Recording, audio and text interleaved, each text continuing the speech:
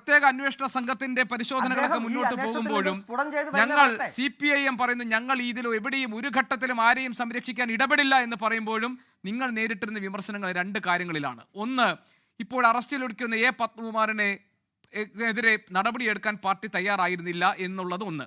രണ്ട്, അന്ന് ദേവസ്വം മന്ത്രിയായിരുന്ന കടകംപള്ളി സുരേന്ദ്രനിലേക്ക് ഇത് എത്തുമോ, അല്ലെങ്കിൽ അവിടെ എത്താതിരിക്കാൻ വേണ്ടി അന്വേഷണത്തെ വഴിതിരിച്ചു വിടുന്നു എന്ന പ്രതിപക്ഷത്തിന്റെ ആക്ഷേപം.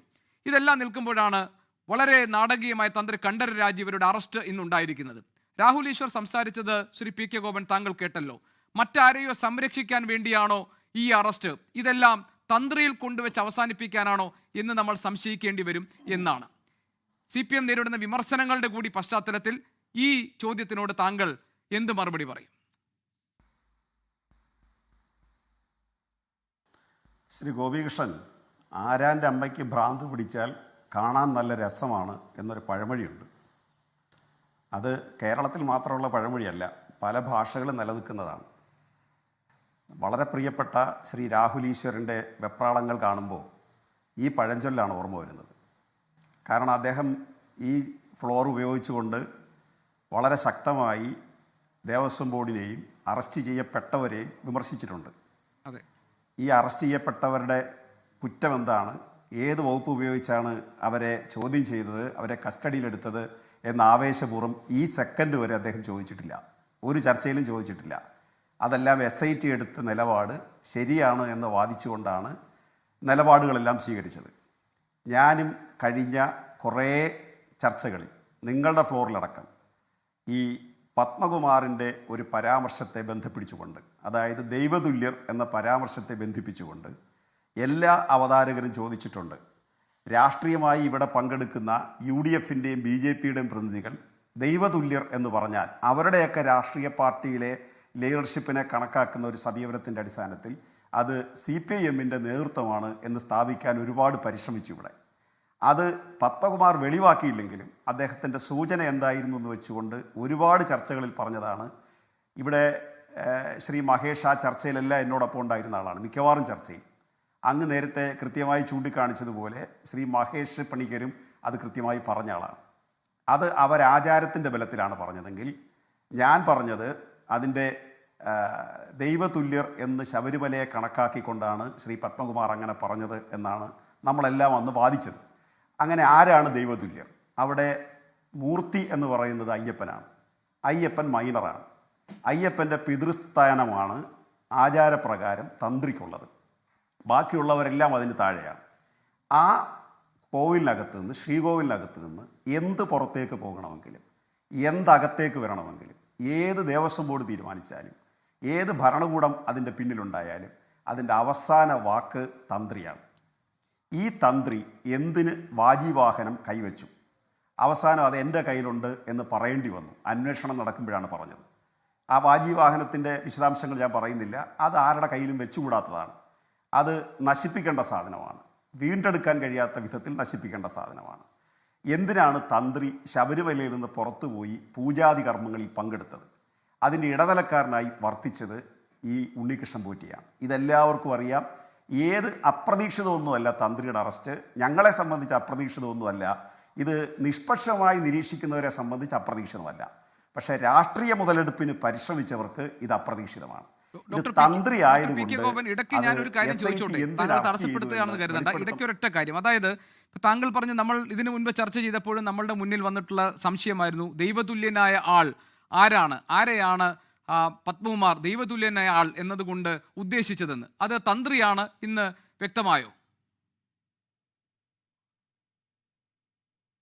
അല്ല, ഞാൻ നേരത്തെ ശ്രീ ഗോപികൃഷ്ണൻ പറഞ്ഞില്ലേ, ഒരു 2-3 ആഴ്ചയ്ക്ക് മുമ്പുള്ള ചർച്ചകളിൽ വളരെ കൃത്യമായി ഓപ്പണായിട്ട് ഞാൻ പറഞ്ഞു പത്മകുമാർ ഉദ്ദേശിച്ചത് തന്ത്രിയാണെന്ന് പറഞ്ഞു. എത്രയോ ക്ലിപ്പിങ്സ് കിടപ്പുണ്ട് അതിൻ്റെ. അത് ഒരു സംശയം വേണ്ട, ലോജിക്കലായിട്ട് ചിന്തിച്ചാൽ മാത്രം മതി. കാരണം പത്മകുമാറിൻ്റെ ഒരു ശൈലിയും CPIMൻ്റെ ശൈലി അനുസരിച്ച് CPM ലീഡർഷിപ്പിനെ ആരും ദൈവതുല്യരെന്ന് പറയാറില്ല. ഞങ്ങൾ ആരും പറയാറില്ല. അത് പറയാറുള്ള മറ്റു വലതുപക്ഷ ആശയത്തിൻ്റെ ഭാഗമായിട്ട് പറയുന്നതാണ്. അപ്പോൾ അതിനെ രാഷ്ട്രീയവൽക്കരിക്കാൻ പരിശ്രമിച്ചവർ അത് പിണറായി വരെ കൊണ്ടെത്തിച്ചു. എന്തോ ഒരു ദുഷ്ടലാക്കോടു കൂടിയാണ് ആ ചർച്ച നടത്തിയെന്ന് നോക്കൂ. അപ്പോൾ ഇപ്പോൾ തന്ത്രി അറസ്റ്റിലായപ്പോൾ തന്ത്രിയുടെ കുറ്റം എന്താണെന്ന് SIT വെളിപ്പെടുത്തണം, വകുപ്പ് എന്താണെന്ന് വെളിപ്പെടുത്തണം, SITയെ സംബന്ധിച്ച് കഴിഞ്ഞ ദിവസവും ഹൈക്കോടതി നിരീക്ഷിച്ചത് നിങ്ങൾ മാധ്യമ കുലത്തെ പോലും അവർ വിമർശിച്ചു. ആവശ്യമില്ലാതെ ദുർവ്യാഖ്യാനങ്ങൾ കൊടുക്കരുതെന്ന് വരെ ശക്തമായിട്ട് ഹൈക്കോടതി പറഞ്ഞു. അവർ അതിൽ സംതൃപ്തി രേഖപ്പെടുത്തി. SITയുടെ തലവനോട് നിങ്ങൾക്ക് കഴിയുന്ന ഉദ്യോഗസ്ഥരെ കൂടി ആഡ് ചെയ്യാൻ ആവശ്യപ്പെട്ടു. അപ്പോൾ തന്ത്രി എന്ന് പറഞ്ഞാൽ ഇതിനിടയ്ക്ക് രാഹുൽ ഈശ്വരെ കടത്തിക്കൊണ്ടുവരാൻ പരിശ്രമിച്ച വേറൊരു കാര്യമുണ്ട്. ഈ പരശുരാമൻ്റെ സംഭവത്തെ നിങ്ങൾ വിശ്വാസത്തെ മറയാക്കി ചരിത്രത്തെ വളച്ചൊടിക്കരുത്. അങ്ങ് ദയവായി ചട്ടമ്പി സ്വാമികൾ 17 വയസ്സ് വരെ അക്ഷരം പഠിക്കാതിരിക്കുകയും 17ാമത്തെ വയസ്സിൽ അക്ഷരം പഠിക്കുകയും 17 പുസ്തകങ്ങൾ എഴുതുകയും ബ്രാഹ്മണാധിപത്യത്തിൻ്റെ ആശയങ്ങൾ കേരളത്തിലുണ്ടായിരുന്ന ചരിത്രവിരുദ്ധ വസ്തുതകളെ അദ്ദേഹം വളരെ കൃത്യമായി പൊളിച്ചെടുക്കുകയും ചെയ്ത ആളാണ് ചട്ടമ്പി സ്വാമികൾ. അദ്ദേഹമാണ് ഈ ഐതിഹ്യത്തെ കേരളത്തിൽ ശക്തമായി വിമർശിച്ച വലിയ ചരിത്രകാരനല്ല ചട്ടമ്പി സ്വാമികൾ. പക്ഷേ അദ്ദേഹത്തിൻ്റെ ആ നിരീക്ഷണം ആരും ഇതുവരെ നിഷേധിച്ചിട്ടില്ല. ബ്രാഹ്മണ വിഭാഗത്തിൽപ്പെട്ട ലക്ഷക്കണക്കിന് സാധാരണ മനുഷ്യർ, നല്ല ശുദ്ധിയുള്ളവർ, നല്ല പെരുമാറ്റമുള്ളവർ, നല്ലതുപോലെ രാജ്യസ്നേഹികളായിട്ടുള്ളവർ, അങ്ങനെ ഒരുപാട് പേര് നമ്മുടെ നാട്ടിലുണ്ട്. പക്ഷേ എല്ലാ വിഭാഗത്തിലും അങ്ങനെയുള്ളവരുമുണ്ട്.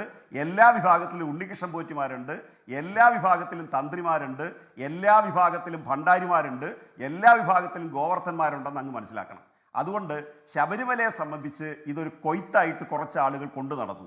അങ്ങനെ കൊണ്ടു നടന്ന ആ ശബരിമലയിൽ ഇപ്പോൾ ഈ ഗവൺമെൻറ്റിൻ്റെ ശക്തമായ മുൻകൈയിൽ SITയുടെ വളരെ ഫലപ്രദമായ ഇടപെടലിൽ ഈ കേസ് തെളിയിക്കപ്പെടാൻ അടുത്തേക്ക് പോയിക്കൊണ്ടിരിക്കുകയാണ്.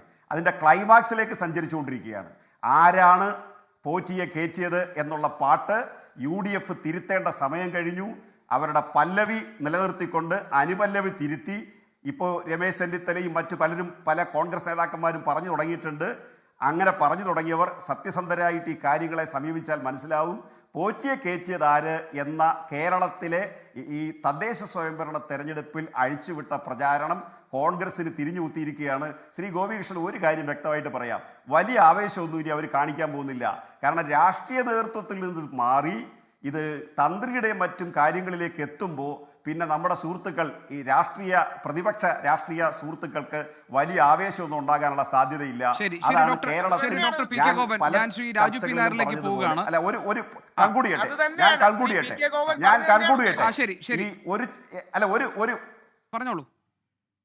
ഞാൻ പറഞ്ഞു വരുന്നത്, അതായത് ഈ ഗവൺമെന്റിന്റെ കാലാവധി അവസാനിക്കുന്നതിന് മുമ്പ് ശബരിമല അയ്യപ്പന്റെ എല്ലാ തരത്തിൽ അവിടുന്ന് മോഷ്ടിച്ചുകൊണ്ടുപോയ സാധനങ്ങളും തിരിച്ചെത്തുകയോ തിരിച്ചെത്തിയില്ലെങ്കിൽ ആരാണ് കൊണ്ടുപോയതെന്ന് വെളിവാക്കപ്പെടുകയോ അവർ എന്നേക്കുമായി ജയിലറയ്ക്കുള്ളിലേക്ക് കടത്തപ്പെടും എന്ന ഉറപ്പ് കൂടുതൽ ശക്തമായി കേരളത്തിന് മുന്നിൽ ലഭിച്ചിരിക്കുകയാണ്.